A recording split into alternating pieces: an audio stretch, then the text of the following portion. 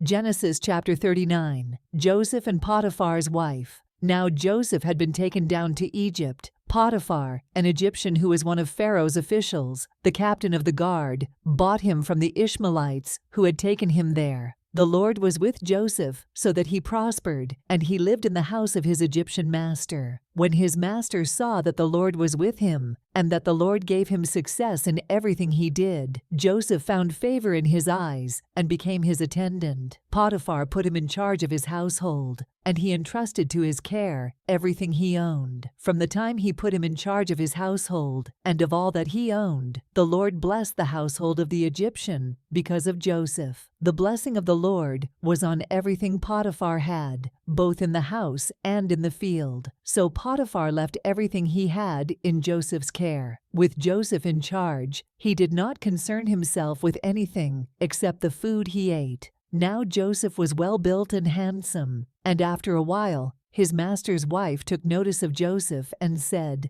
"Come to bed with me." But he refused. "With me in charge," he told her, "my master does not concern himself with anything in the house. Everything he owns, he has entrusted to my care.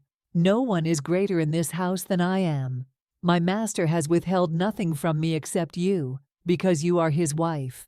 How then could I do such a wicked thing and sin against God?" And though she spoke to Joseph day after day, he refused to go to bed with her or even be with her. One day he went into the house to attend to his duties, and none of the household servants was inside. She caught him by his cloak and said, "Come to bed with me." But he left his cloak in her hand and ran out of the house. When she saw that he had left his cloak in her hand and had run out of the house, she called her household servants. "Look," she said to them, "this Hebrew has been brought to us to make sport of us. He came in here to sleep with me, but I screamed. When he heard me scream for help, he left his cloak beside me and ran out of the house." She kept his cloak beside her until his master came home. Then she told him this story. "That Hebrew slave you brought us came to me to make sport of me, but as soon as I screamed for help, he left his cloak beside me and ran out of the house."